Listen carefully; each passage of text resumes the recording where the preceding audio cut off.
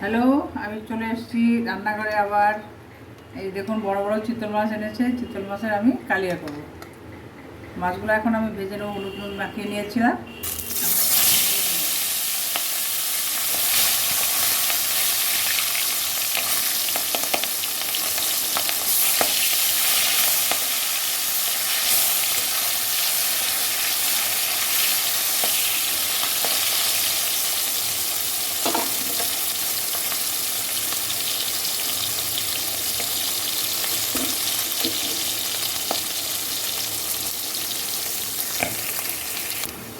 মাছগুলো আমার ভাজা হয়ে গেছে, লাল লাল করে ভেজে নিয়েছি। এখন আমি আলুটা ভেজে নেব। আলুটা ভাজা হয়ে গেলে মশলাগুলো ছেড়ে দেবো। এই জন্য মশলাগুলো করে রেখেছি: আদা বাটা, জিরে বাটা, লঙ্কা বাটা, মগজ বাটা আর কাজু কিশমিশ দেবো।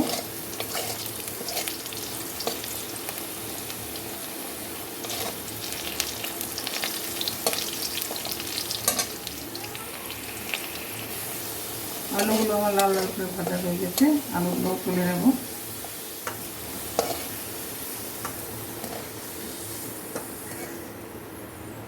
আলুগুলো তুলে নেওয়া হয়ে গেছে, এখন আমি সম্বারে দিয়ে দেবো।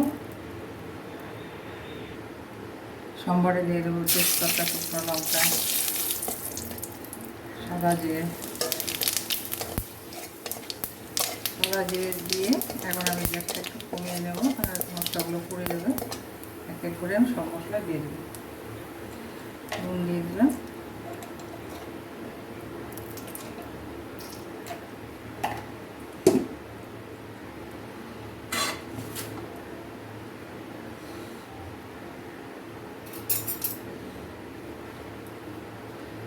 দিয়ে দেবো আদা বাটা।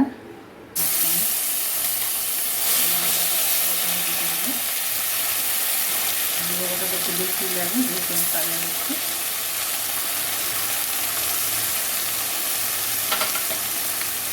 দিয়ে দেবো লঙ্কা বাটা। ঝাল দিয়ে যেমন খাবেন তেমনভাবে দেবেন, আমরা একটু ঝালটা বেশি খাই।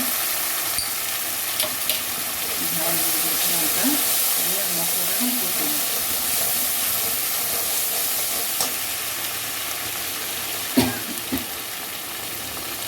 এক চামচ ধনে গুঁড়ো,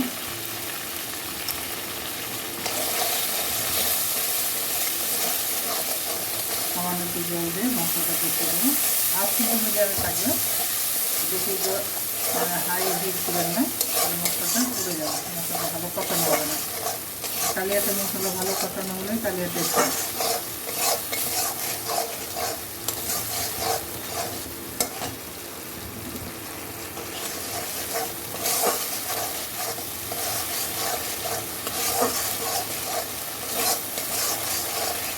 চিতল মাছ একটু ঝাল, চিতল মাছ, বোয়াল মাছ আর মাছ এগুলো একটু ঝাল রাখা যায়, খেতে ভালো লাগে।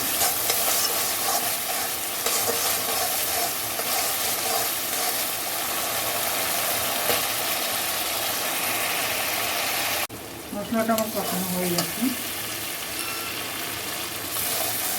তেল দিয়েছে, মশলাটা কষানো হয়ে গেছে। এখন আমি দিয়ে দেবো মগজ বাটা।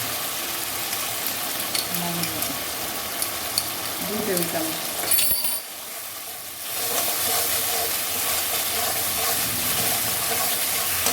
দিয়ে দেবো একটা কুচি ভিজে রেখেছিলাম,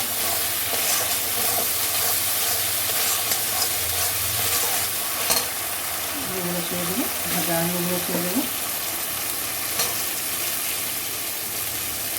মশলাটা যে কষে গেছে, আলু ভাজাগুলো ছেড়ে দেবো।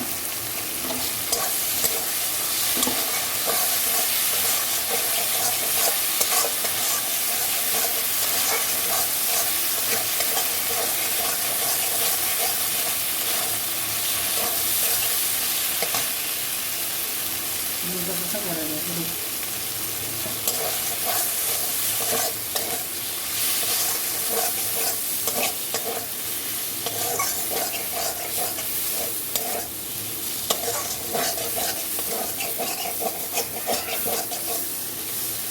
মশলাটা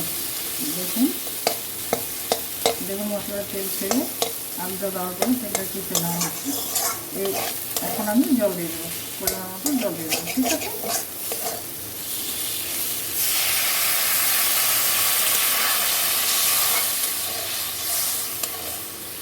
বেশি জল দেবো না। আলুটা সেদ্ধ হওয়ার জন্য যতটা জল দরকার, জলটা ফুটে গেলে আমি মাছটা ছেড়ে দেবো।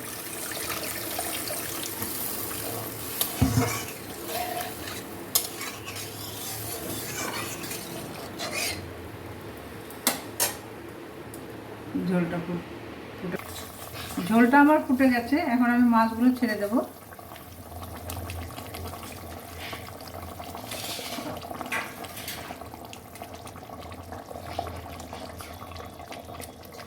মাছ দেওয়ার পরে 5 মিনিট একটু ফোটার জন্য আমি রেখে দেবো।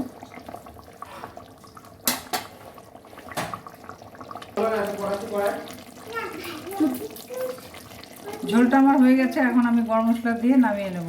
দেখুন ফুটে গেছে সুন্দর চিতল মাছের।